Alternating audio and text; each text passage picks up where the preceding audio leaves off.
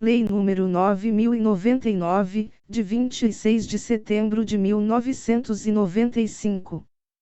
Dispõe sobre os juizados especiais civis e criminais e dá outras providências.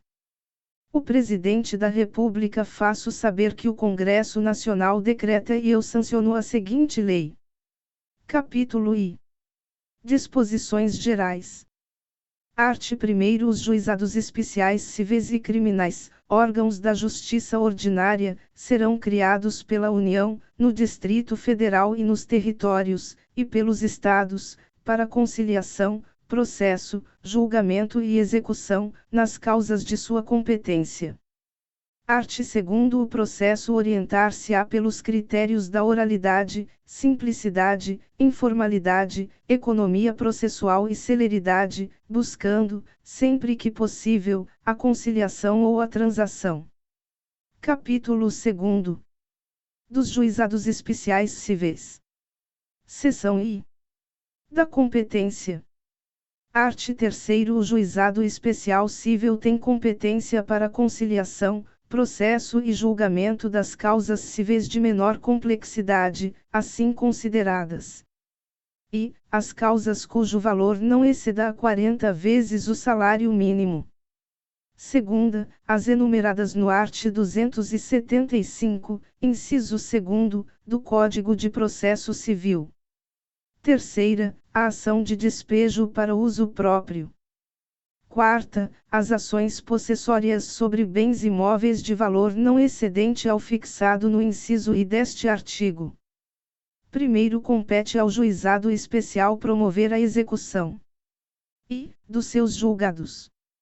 Segunda, dos títulos executivos extrajudiciais, no valor de até 40 vezes o salário mínimo, observado o disposto no primeiro do art. 8º desta lei.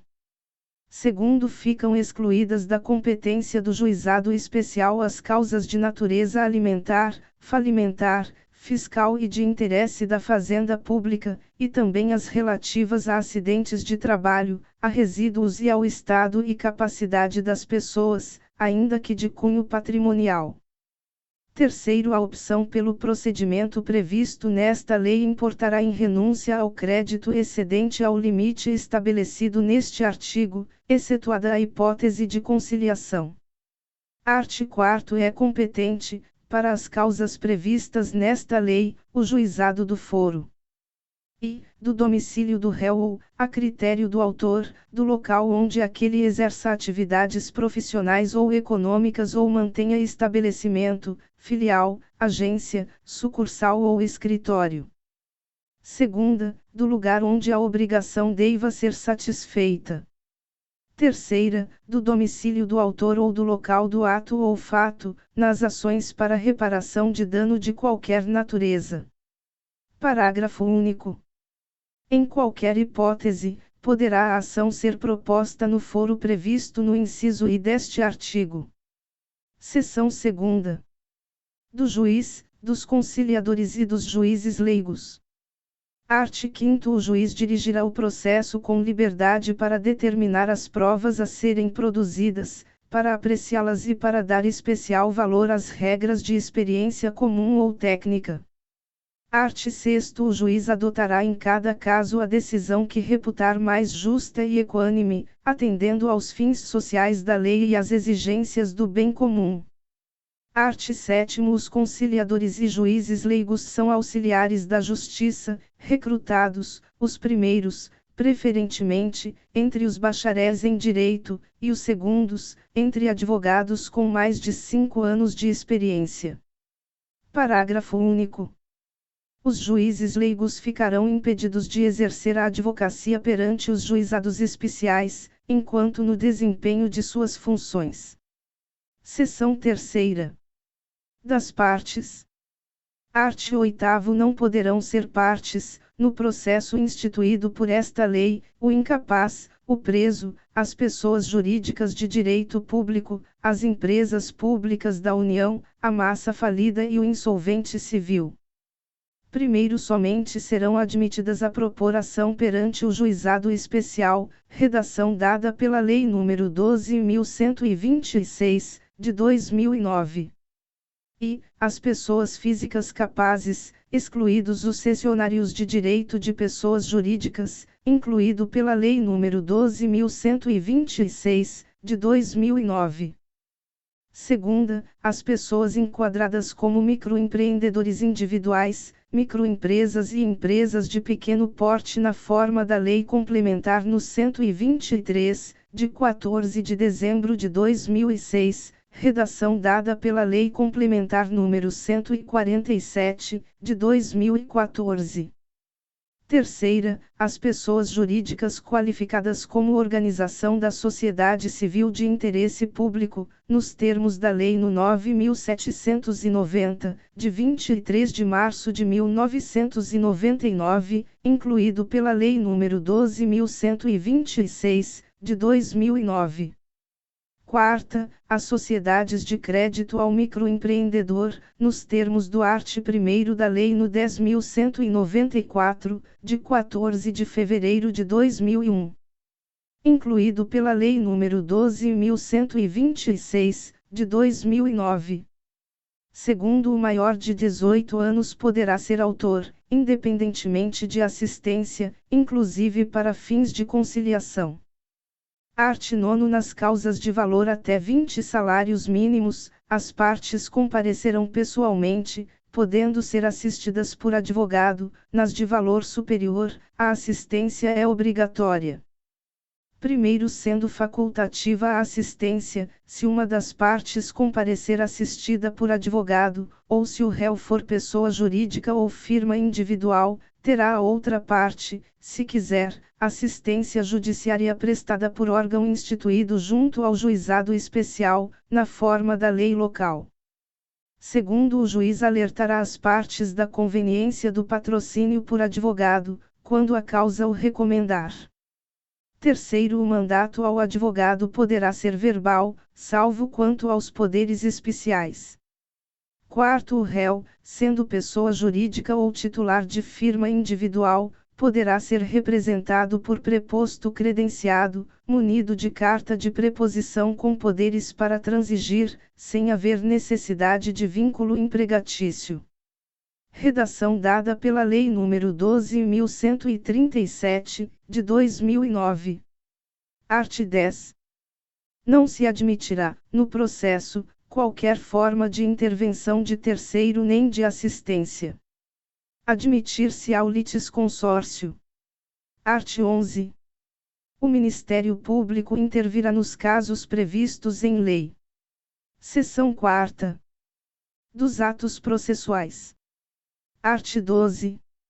Os atos processuais serão públicos e poderão realizar-se em horário noturno, conforme dispuserem as normas de organização judiciária. Art. 12. Na contagem de prazo em dias, estabelecido por lei ou pelo juiz, para a prática de qualquer ato processual, inclusive para a interposição de recursos, computar-se-ão somente os dias úteis. Incluído pela Lei nº 13.728, de 2018. Art. 13. Os atos processuais serão válidos sempre que preencherem as finalidades para as quais forem realizados, atendidos os critérios indicados no art. 2º desta lei. Primeiro, não se pronunciará qualquer nulidade sem que tenha havido prejuízo.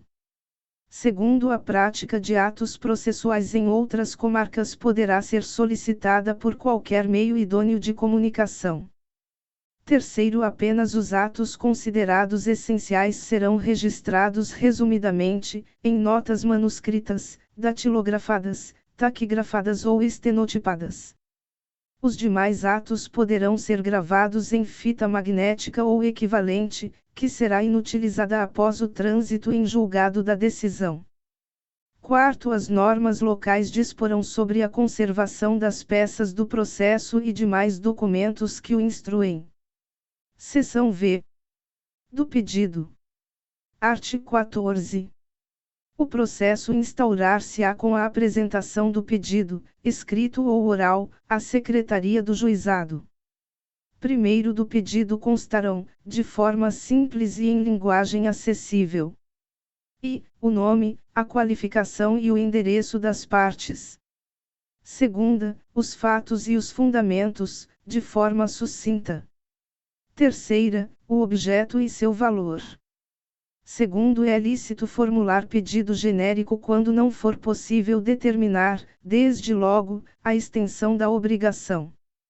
Terceiro, o pedido oral será reduzido a escrito pela Secretaria do Juizado, podendo ser utilizado o sistema de fichas ou formulários impressos. Art. 15. Os pedidos mencionados no art. 3º desta lei poderão ser alternativos ou cumulados, nesta última hipótese, desde que conexos e a soma não ultrapasse o limite fixado naquele dispositivo. Art. 16. Registrado o pedido, independentemente de distribuição e autuação, a Secretaria do Juizado designará a sessão de conciliação, a realizar-se no prazo de 15 dias. Art. 17. Comparecendo inicialmente ambas as partes, instaurar-se-á, desde logo, a sessão de conciliação, dispensados o registro prévio de pedido e a citação. Parágrafo único. Havendo pedidos contrapostos, poderá ser dispensada a contestação formal e ambos serão apreciados na mesma sentença. Seção 6ª. Das citações e intimações. Art. 18. A citação far-se-á e, por correspondência, com aviso de recebimento em mão própria. Segunda, tratando-se de pessoa jurídica ou firma individual, mediante entrega ao encarregado da recepção, que será obrigatoriamente identificado. Terceira, sendo necessário, por oficial de justiça, independentemente de mandado ou carta precatória. Primeiro, a citação conterá cópia do pedido inicial, dia e hora para comparecimento do citando e advertência de que, não comparecendo este, considerar-se-ão verdadeiras as alegações iniciais, e será proferido julgamento, de plano. Segundo, não se fará citação por edital. Terceiro, o comparecimento espontâneo suprirá a falta ou nulidade da citação. Art. 19. As intimações serão feitas na forma prevista para a citação, ou por qualquer outro meio idôneo de comunicação. Primeiro, dos atos praticados na audiência, considerar-se-ão desde logo cientes as partes. Segundo, as partes comunicarão ao juízo as mudanças de endereço ocorridas no curso do processo, reputando-se eficazes as intimações enviadas ao local anteriormente indicado, na ausência da comunicação. Seção 7ª. Da revelia. Art. 20. Não comparecendo o demandado à sessão de conciliação ou à audiência de instrução e julgamento, reputar-se-ão verdadeiros os fatos alegados no pedido inicial, salvo se o contrário resultar da convicção do juiz. Seção 8ª. Da conciliação e do juízo arbitral. Art. 21.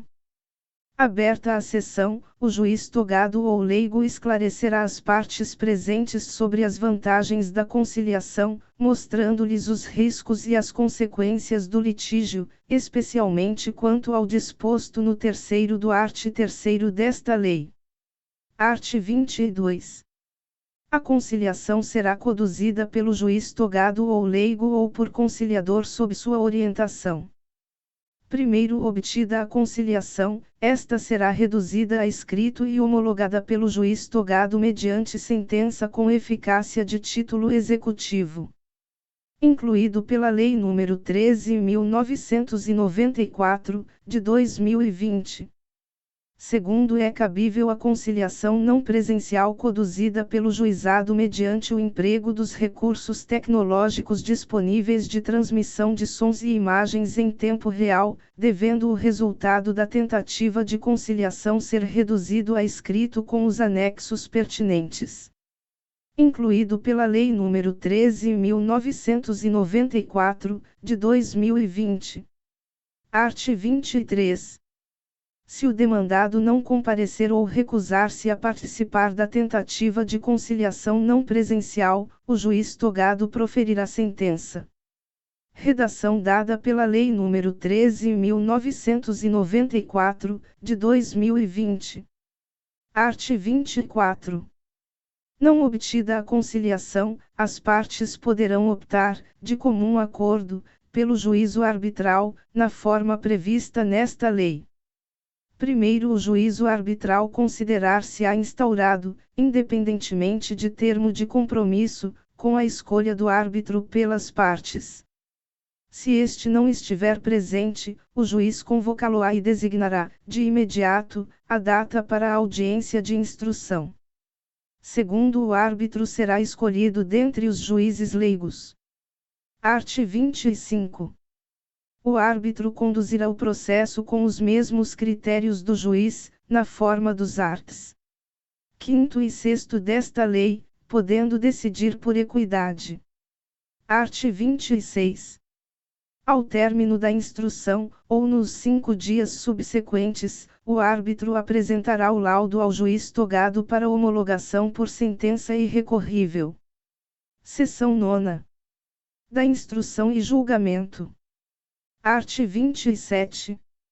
Não instituído o juízo arbitral, proceder-se-á imediatamente à audiência de instrução e julgamento, desde que não resulte prejuízo para a defesa.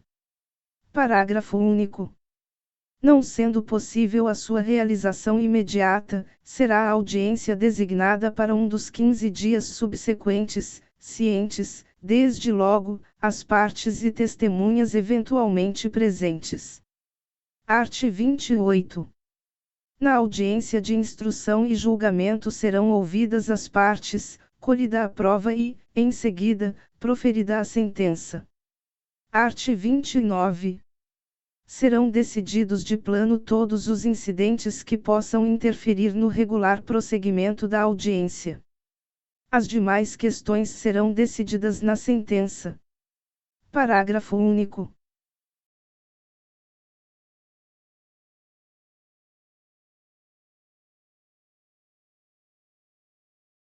Sobre os documentos apresentados por uma das partes, manifestar-se-á imediatamente a parte contrária, sem interrupção da audiência. Seção X. Da resposta do réu. Art. 30. A contestação, que será oral ou escrita, conterá toda a matéria de defesa, exceto a arguição de suspeição ou impedimento do juiz, que se processará na forma da legislação em vigor. Art. 31. Não se admitirá reconvenção. É lícito ao réu, na contestação, formular pedido em seu favor, nos limites do art. 3º desta lei, desde que fundado nos mesmos fatos que constituem objeto da controvérsia. Parágrafo único. O autor poderá responder ao pedido do réu na própria audiência ou requerer a designação da nova data, que será desde logo fixada, cientes todos os presentes. Seção 11. Das provas. Art. 32. Todos os meios de prova moralmente legítimos, ainda que não especificados em lei, são hábeis para provar a veracidade dos fatos alegados pelas partes. Art. 33. Todas as provas serão produzidas na audiência de instrução e julgamento, ainda que não requeridas previamente, podendo o juiz limitar ou excluir as que considerar excessivas, impertinentes ou protelatórias. Art. 34. As testemunhas, até o máximo de 3 para cada parte, comparecerão à audiência de instrução e julgamento levadas pela parte que as tenha arrolado, independentemente de intimação, ou mediante esta, se assim for requerido. Primeiro, o requerimento para intimação das testemunhas será apresentado à Secretaria no mínimo 5 dias antes da audiência de instrução e julgamento. Segundo, não comparecendo a testemunha intimada, o juiz poderá determinar sua imediata condução, valendo-se, se necessário, do concurso da força pública. Art. 35. Quando a prova do fato exigir, o juiz poderá inquirir técnicos de sua confiança, permitida às partes a apresentação de parecer técnico. Parágrafo único. No curso da audiência, poderá o juiz, de ofício ou a requerimento das partes, realizar inspeção em pessoas ou coisas, ou determinar que o faça pessoa de sua confiança, que lhe relatará informalmente o verificado. Art. 36. A prova oral não será reduzida a escrito, devendo a sentença referir, no essencial, os informes trazidos nos depoimentos. Art. 37. A instrução poderá ser dirigida por juiz leigo, sob a supervisão de juiz togado. Seção 12. Da sentença. Art. 38. A sentença mencionará os elementos de convicção do juiz, com breve resumo dos fatos relevantes ocorridos em audiência, dispensado o relatório. Parágrafo único. Não se admitirá sentença condenatória por quantia ilíquida, ainda que genérico o pedido. Art. 39. É ineficaz a sentença condenatória na parte que exceder a alçada estabelecida nesta lei. Art. 40.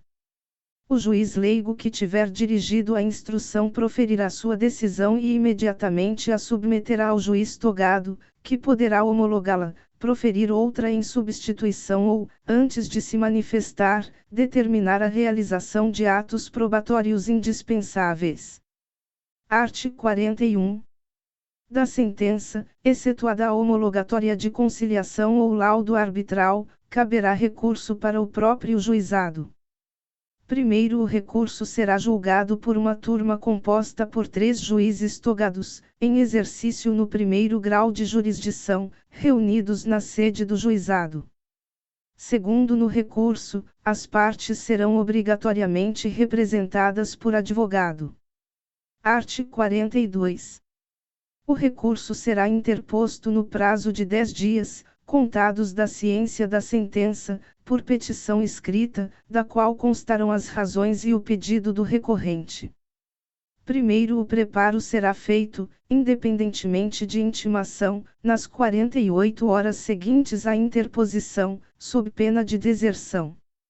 Segundo, após o preparo, a Secretaria intimará o recorrido para oferecer resposta escrita no prazo de 10 dias. Art. 43. O recurso terá somente efeito devolutivo, podendo o juiz dar-lhe efeito suspensivo, para evitar dano irreparável para a parte. Art. 44. As partes poderão requerer a transcrição da gravação da fita magnética a que aludiu o terceiro do art. 13 desta lei, correndo por conta do requerente as despesas respectivas. Art. 45. As partes serão intimadas da data da sessão de julgamento. Art. 46. O julgamento em segunda instância constará apenas da ata, com a indicação suficiente do processo, fundamentação sucinta e parte dispositiva. Se a sentença for confirmada pelos próprios fundamentos, a súmula do julgamento servirá de acórdão. Art. 47. Vetado. Seção 13. Dos embargos de declaração. Art. 48. Caberão embargos de declaração contra a sentença ou acórdão nos casos previstos no Código de Processo Civil. Redação dada pela Lei nº 13.105, de 2015, vigência. Parágrafo único. Os erros materiais podem ser corrigidos de ofício. Art. 49. Os embargos de declaração serão interpostos por escrito ou oralmente, no prazo de 5 dias, contados da ciência da decisão. Art. 50. Os embargos de declaração interrompem o prazo para a interposição de recurso. Redação dada pela Lei nº 13.105, de 2015, vigência.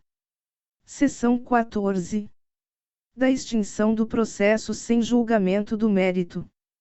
Art. 51. Extingue-se o processo, além dos casos previstos em lei. E, quando o autor deixar de comparecer a qualquer das audiências do processo. Segunda, quando inadmissível o procedimento instituído por esta lei ou seu prosseguimento, após a conciliação. Terceira, quando for reconhecida a incompetência territorial. Quarta, quando sobrevier qualquer dos impedimentos previstos no artigo 8º desta lei. V. Quando, falecido o autor, a habilitação depender de sentença ou não se der no prazo de 30 dias. Sexta, quando, falecido o réu, o autor não promover a citação dos sucessores no prazo de 30 dias da ciência do fato. Primeiro, a extinção do processo independerá, em qualquer hipótese, de prévia intimação pessoal das partes. Segundo, no caso do inciso I deste artigo, quando comprovar que a ausência decorre de força maior, a parte poderá ser isentada, pelo juiz, do pagamento das custas. Seção 15. Da execução. Art. 52. A execução da sentença processar-se-á no próprio juizado, aplicando-se, no que couber, o disposto no Código de Processo Civil, com as seguintes alterações. E, as sentenças serão necessariamente líquidas, contendo a conversão em bônus do Tesouro Nacional, BTN ou índice equivalente. Segunda, os cálculos de conversão de índices, de honorários, de juros e de outras parcelas serão efetuados por servidor judicial. Terceira, a intimação da sentença será feita, sempre que possível, na própria audiência em que for proferida. Nessa intimação, o vencido será instado a cumprir a sentença tão logo ocorra seu trânsito em julgado, e advertido dos efeitos do seu descumprimento, inciso V. Quarta, não cumprida voluntariamente a sentença transitada em julgado, e tendo havido solicitação do interessado, que poderá ser verbal, proceder-se-á desde logo à execução, dispensada nova citação. V. Nos casos de obrigação de entregar, de fazer, ou de não fazer, o juiz, na sentença ou na fase de execução, cominará multa diária, arbitrada de acordo com as condições econômicas do devedor, para a hipótese de inadimplemento. Não cumprida a obrigação, o credor poderá requerer a elevação da multa ou a transformação da condenação em perdas e danos, que o juiz de imediato arbitrará, seguindo-se a execução por quantia certa, incluída a multa vencida de obrigação de dar, quando evidenciada a malícia do devedor na execução do julgado.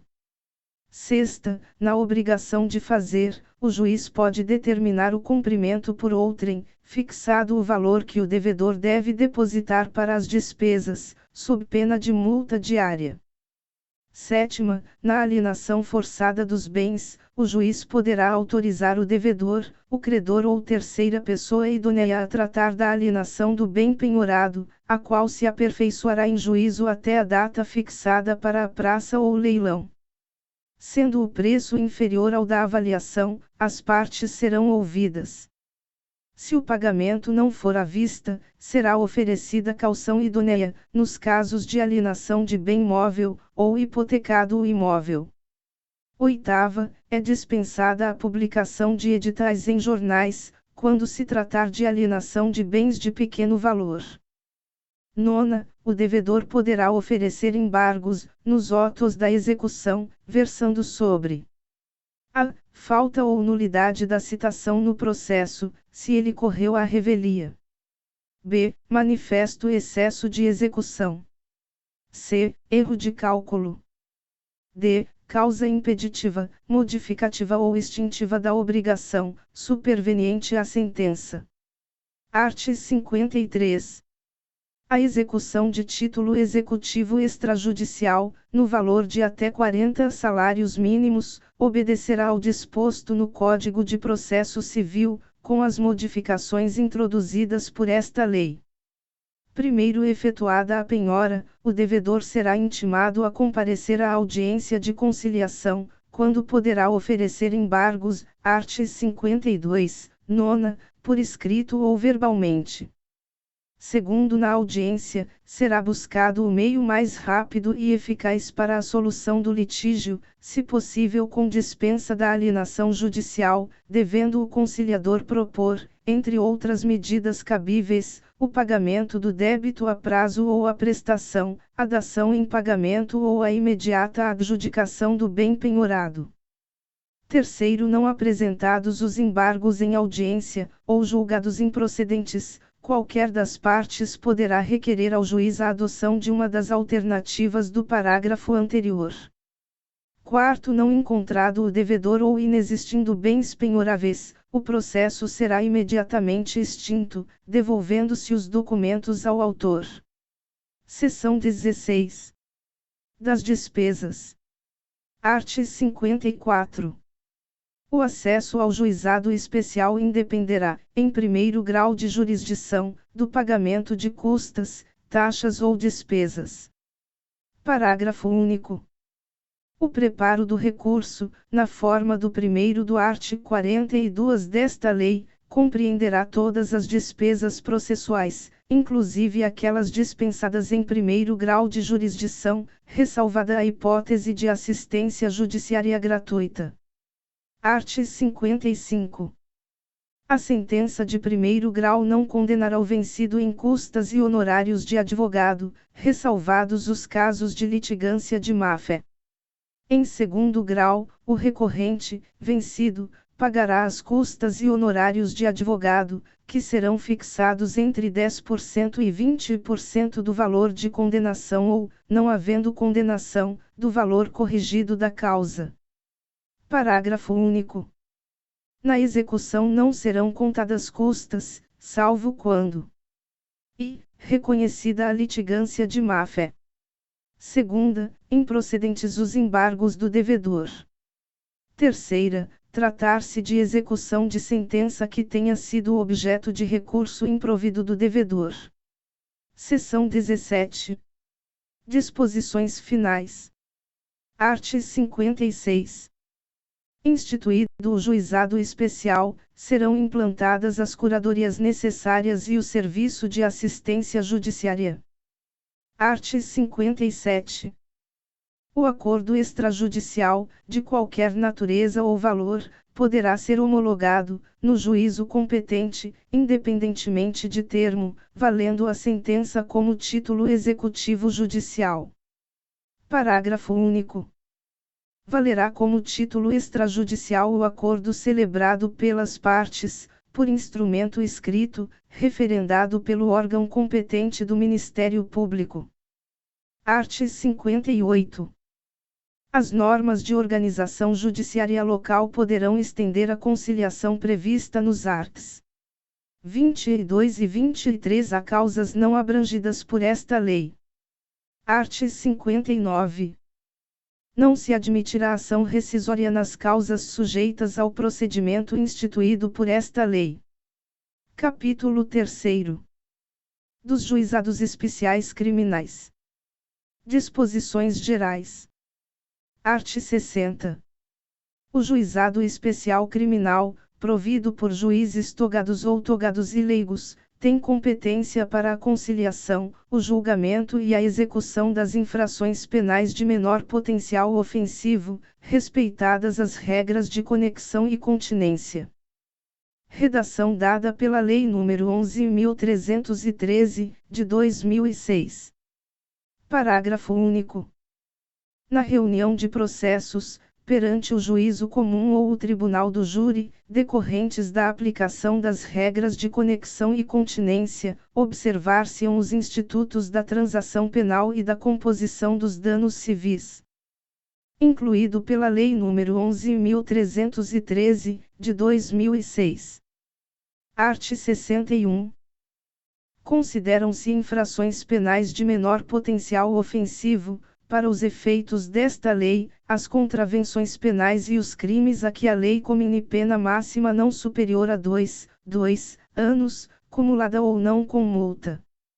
Redação dada pela Lei nº 11.313, de 2006. Art. 62. O processo perante o juizado especial orientar-se-á pelos critérios da oralidade, simplicidade, informalidade, economia processual e celeridade, objetivando, sempre que possível, a reparação dos danos sofridos pela vítima e a aplicação de pena não privativa de liberdade. Redação dada pela Lei nº 13.603, de 2018.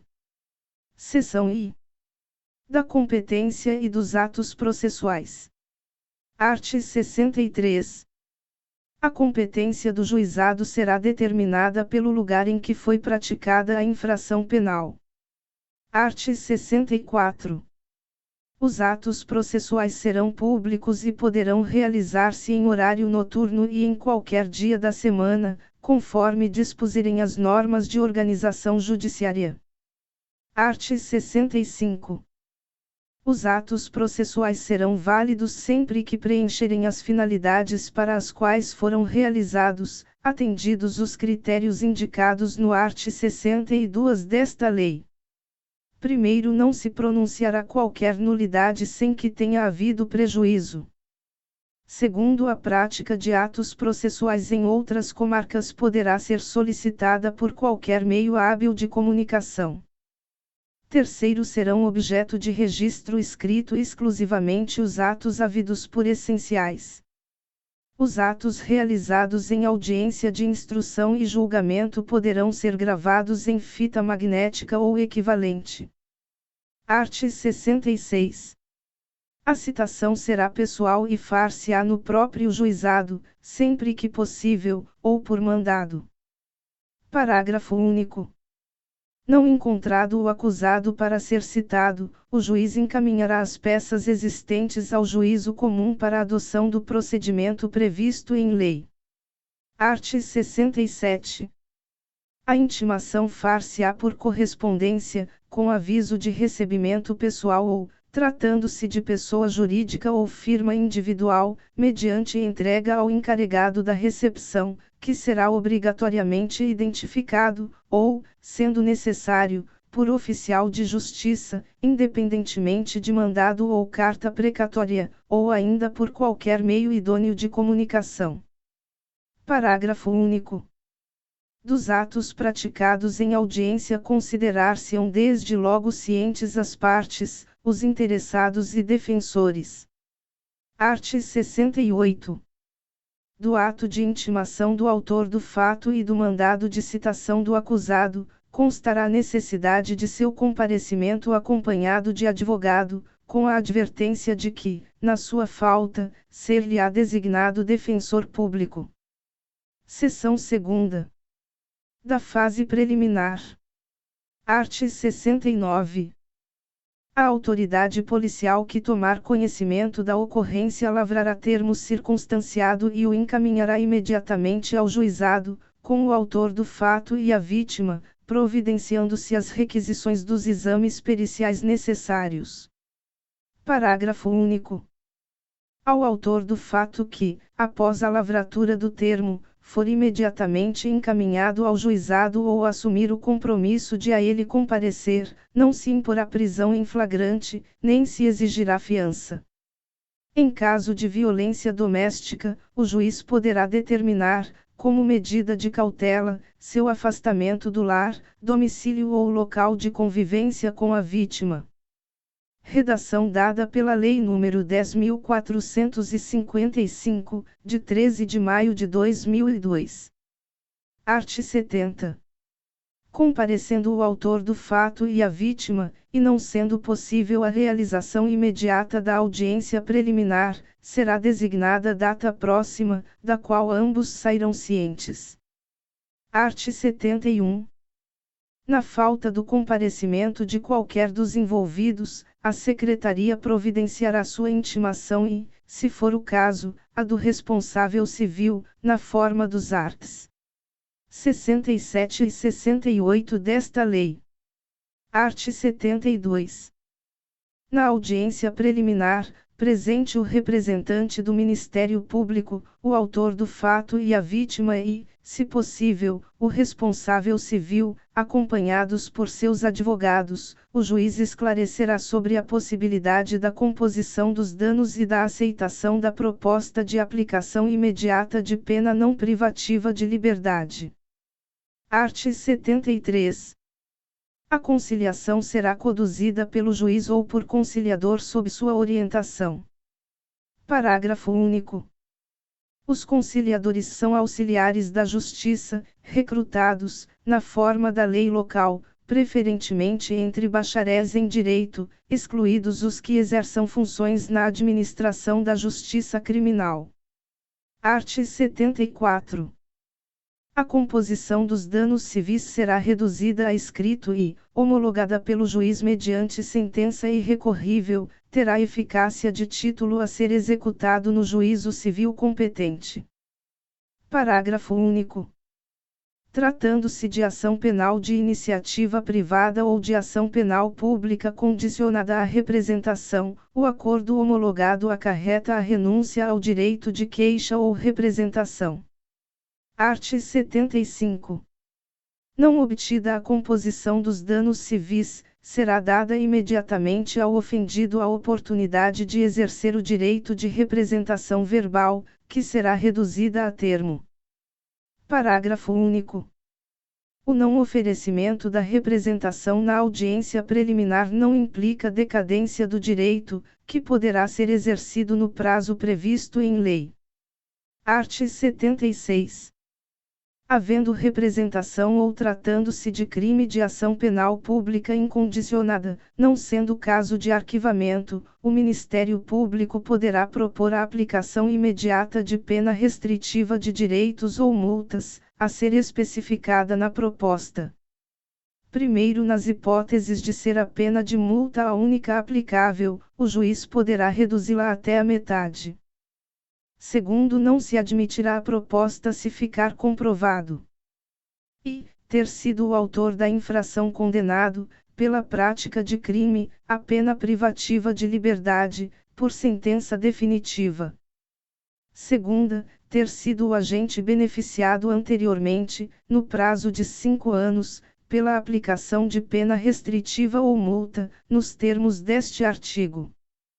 Terceira, não indicarem os antecedentes, a conduta social e a personalidade do agente, bem como os motivos e as circunstâncias, ser necessária e suficiente a adoção da medida. Terceiro, aceita a proposta pelo autor da infração e seu defensor, será submetida à apreciação do juiz. Quarto, acolhendo a proposta do Ministério Público aceita pelo autor da infração, o juiz aplicará a pena restritiva de direitos ou multa, que não importará em reincidência, sendo registrada apenas para impedir novamente o mesmo benefício no prazo de 5 anos. Quinto, da sentença prevista no parágrafo anterior caberá a apelação referida no art. 82 desta lei. Sexto, a imposição da sanção de que trata o quarto deste artigo não constará de certidão de antecedentes criminais, salvo para os fins previstos no mesmo dispositivo, e não terá efeitos civis, cabendo aos interessados propor ação cabível no juízo cível. Seção terceira. Do procedimento sumaríssimo. Art. 77. Na ação penal de iniciativa pública, quando não houver aplicação de pena, pela ausência do autor do fato, ou pela não ocorrência da hipótese prevista no art. 76 desta lei, o Ministério Público oferecerá ao juiz, de imediato, denúncia oral, se não houver necessidade de diligências imprescindíveis. Primeiro, para o oferecimento da denúncia, que será elaborada com base no termo de ocorrência referido no art. 69 desta lei, com dispensa do inquérito policial, prescindir-se-á do exame do corpo de delito quando a materialidade do crime estiver aferida por boletim médico ou prova equivalente. Segundo, se a complexidade ou circunstâncias do caso não permitirem a formulação da denúncia, o Ministério Público poderá requerer ao juiz o encaminhamento das peças existentes, na forma do parágrafo único do art. 66 desta lei. Terceiro, na ação penal de iniciativa do ofendido poderá ser oferecida queixa oral, cabendo ao juiz verificar se a complexidade e as circunstâncias do caso determinam a adoção das providências previstas no parágrafo único do art. 66 desta lei. Art. 78. Oferecida a denúncia ou queixa, será reduzida a termo, entregando-se cópia ao acusado, que com ela ficará citado e imediatamente cientificado da designação de dia e hora para a audiência de instrução e julgamento, da qual também tomarão ciência o Ministério Público, o ofendido, o responsável civil e seus advogados. Primeiro, se o acusado não estiver presente, será citado na forma dos arts. 66 e 68 desta lei e cientificado da data da audiência de instrução e julgamento, devendo a ela trazer suas testemunhas ou apresentar requerimento para intimação, no mínimo 5 dias antes de sua realização. Segundo, não estando presentes o ofendido e o responsável civil, serão intimados nos termos do art. 67 desta lei para comparecerem à audiência de instrução e julgamento. Terceiro, as testemunhas arroladas serão intimadas na forma prevista no art. 67 desta lei. Art. 79.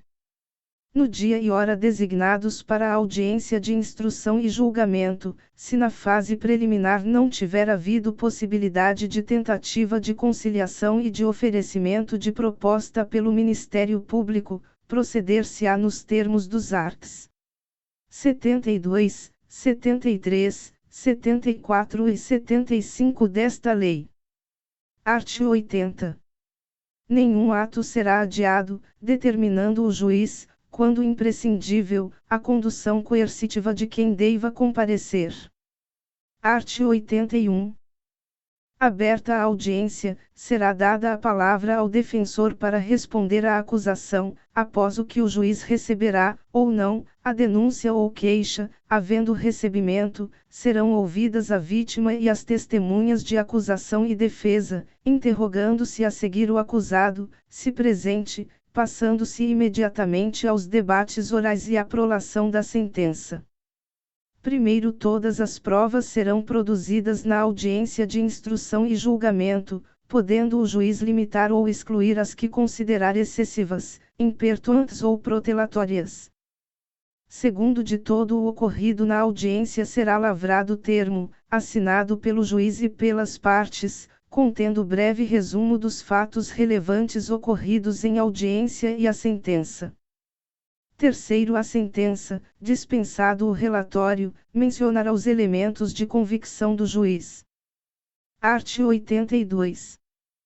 Da decisão de rejeição da denúncia ou queixa e da sentença caberá apelação, que poderá ser julgada por turma composta de 3 juízes em exercício no primeiro grau de jurisdição, reunidos na sede do juizado.